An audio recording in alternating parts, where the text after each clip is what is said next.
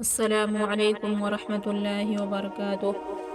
الحمدللہ وحدہ والصلاة والسلام علی من لا نبی بعدہ، اما بعد۔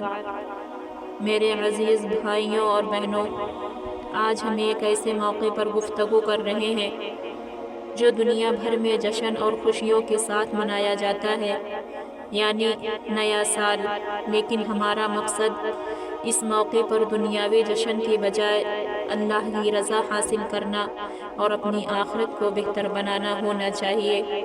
قرآن مجید میں اللہ تعالیٰ فرماتے ہیں وَذَكِّرْهُمْ بِأَيَّامِ اللَّهِ، یعنی انہیں اللہ کے دنوں کی یاد دہانی کراؤ۔ ہمیں غور کرنا چاہیے کہ ہر گزرتا ہوا دن، ہر نیا سال ہمیں ہماری زندگی کی مختصر مدت کا احساس دلا رہا ہے۔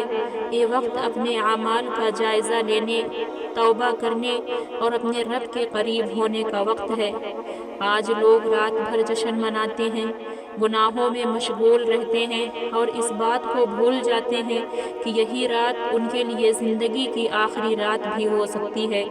نبی کریم صلی اللہ علیہ وسلم نے فرمایا دنیا اور اس کی ہر چیز ملعون ہے سوائے اللہ کے ذکر اور اس کے قریب کرنے والے اعمال کے۔ ہمیں چاہیے کہ ہم اس دن کو اپنی اصلاح اور اپنے اعمال کی بہتری کے لیے وقف کریں، اپنے دلوں کو اللہ کے ذکر سے روشن کریں، اپنے گناہوں سے توبہ کریں اور اپنی زندگی کا نیا سال اللہ کی اطاعت اور بندگی میں گزارنے کا عزم کریں۔ میرے عزیزوں، زندگی کا ہر لمحہ قیمتی ہے۔ ہمیں اپنی زندگی کو قرآن اور سنت کے مطابق گزارنا ہے۔ نیا سال ہمیں یہ سکھاتا ہے کہ وقت تیزی سے گزر رہا ہے۔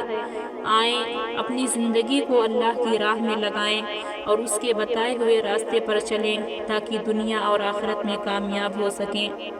آخر میں دعا ہے کہ اللہ تعالی ہمیں گناہوں سے بچنے، نیکیوں میں آگے بڑھنے اور اپنی رضا کے مطابق زندگی گزارنے کی توفیق عطا فرمائے۔ آمین۔